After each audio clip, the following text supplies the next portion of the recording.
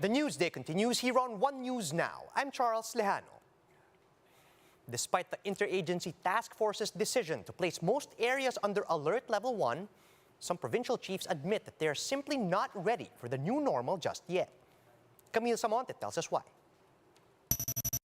The League of Provinces of the Philippines is appealing to the IATF to consult the local chief executives before downgrading LGUs to Alert Level 1. Marinduque Governor Presby Velasco Jr. said provinces are still not ready to ease the restrictions due to low vaccination rate. Kailangan i-consulta yung mga governors kung anong yung gusto nila. Kasi mas alam nila yung nangyayari sa probinsya nila eh. Pag maayos na yung kanilang vaccination nila ng A2, A3, at saka yung A5, pwede na mag-alert level 1, diba? Kasi may herd immunity. Velasco noted that the data on case transmission, ICU admission, and hospital care utilization are not accurate due to unreported cases. With these, local chief executives are more aware of the existing situation regarding the COVID-19 situation in their areas. Velasco also expressed concern over the inadequate COVID beds in many provincial hospitals. Yung mga ibang TPMF at mga COVID rooms ng mga LGUs na iba, kulang pa yun. Yung iba under construction. So, paano tayo makakapagsabi kung biglang mag-search? Diba? Kung magle-level 1 bigla. Delikado. The LPP will submit their formal position to the IATF on the matter. For News 5, Camille Samonte, We Are One News. Though the Philippines has vaccinated at least 70% of its target population, the Health Department has expressed concern over the slow pace of inoculations in some parts of the country. In a Laging Handa briefing, DOH Undersecretary Mirna Cabutahe says some 63 million Filipinos have now been fully vaccinated against COVID-19. However, Cabutahe admits that overall vaccination rates remain slow at 300 to 500,000 per day. The health official also said that the government must focus its vaccination strategy on areas with low vaccine rates, including the BARM, which has fully vaccinated only 25% of its population. Cabutahe also said that other regions that need to ramp up their vaccination efforts include Soc-Sargen and Central Visayas. Kailangan sigurong pag-ibayuhin pa yung pagsusuyon, yung ipalapit yung ating mga vaccination centers doon sa mga population na medyo malayo ang mga gida areas, yung tinatawag natin na malayo-layo sa mga key cities o kaya sa mga center ng ating economic activities.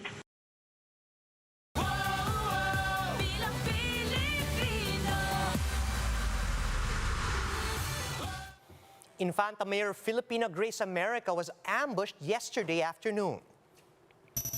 Authorities say America was on her way back home from church when an unidentified gunman shot her, and she sustained multiple gunshot wounds and was rushed to a nearby hospital. The police have yet to identify the motive for the attack, and in a Facebook post, the Infanta LGU condemned the attack against their chief. They also called on citizens to assist with the investigation, and America is running for re-election in the 2022 polls. She's also among the local chiefs who were vocal against the Kaliwa Dam construction. Presidential candidates weighed in on the government's neutral stance over the Ukraine-Russia conflict. For Manila Mayor Isko Moreno, taking a neutral position is the best move. He said the Philippine government should first focus on pandemic response before moving on to, quote, other things that don't directly affect us. But Senator Ping Lacson disagrees. Article 1 ng UN Charter, signatory tayo dyan, na paggagamiyang may aggressor, dapat may pakialam tayo. So may karapatan tayo magkondena ng ginawa ng Rusya kasi nga, signatory tayo sa UN Charter. Sa ngayon, kailangan mag-neutral tayo dahil ang mahalaga sa akin, yung natitira pang 180 Pilipino na nandoon sa Ukraine na may lumilipad na bala, mailikas muna natin doon sa mga ligtas na bansa katulad ng Poland. Over 40 Filipinos who have been evacuated from Kiev, Ukraine to the western city of Lviv are now awaiting repatriation. The Foreign Affairs Department says Philippine Ambassador to Warsaw, Poland, Lea Basinang-Ruiz is currently in Lviv to oversee the repatriation activities. The DFA says more Filipinos are expected to arrive in Lviv over the coming days. Secretary Teddyboy Locsin has also arrived in Poland over the weekend and has been briefed by embassy officials on the ground situation in Ukraine.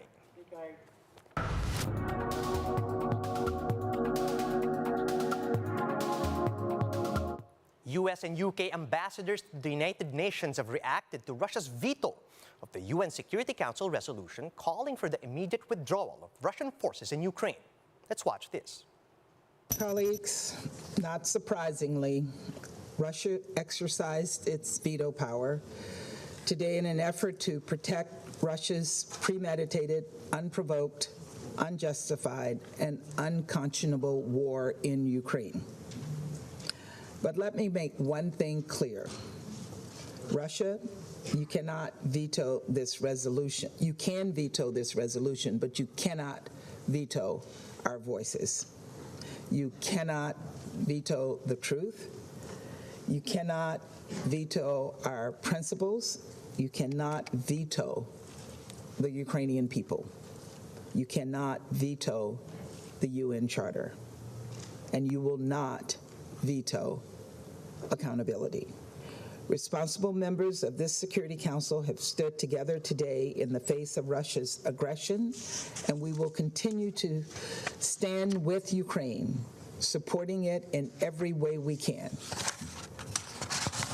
We are united behind Ukraine and its people, despite a reckless, irresponsible permanent member of the Security Council abusing its power to attack its neighbor and subvert the UN and our international system. Colleagues, a large majority of the Council has just voted in favour of a resolution aimed at stopping war. The resolution has not been adopted only because of the single veto of the permanent member of this Council who is perpetrating that conflict. Russia claims that its invasion of Ukraine is in self-defense. This is absurd. Russia's only act of self-defense is the vote they have cast against this resolution today.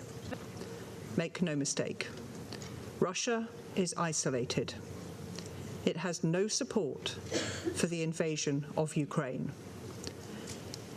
History will record how we voted today and which countries stood up to be counted in defence of the Charter and the sovereignty and territorial integrity of Ukraine.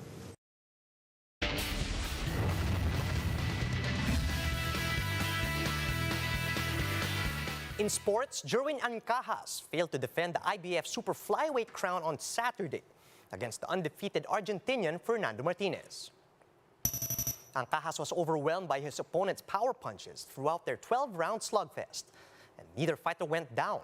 But the defending champion's puffed face was enough proof that he took the brunt of the punishment. This is just the second loss of Ancajas' career, and he now stands at 33 wins, 2 losses, and 2 draws, with 22 knockouts. Here's a quick look at some of today's headlines. Metro Manila and 38 other areas are shifting to Alert Level 1 starting tomorrow. Almost all candidates faced off in CNN's presidential debate, with only former Senator Bongbong Marcos skipping the event. And Gilas Pilipinas loses big to New Zealand in the FIBA World Cup qualifiers. And those are the top stories at this hour. Join us again later at 11 a.m. as we continue to monitor the day's biggest stories. You can also catch One News on Signal Play. Register for a free account at www.signalplay.com so you can stream One News live anytime and anywhere.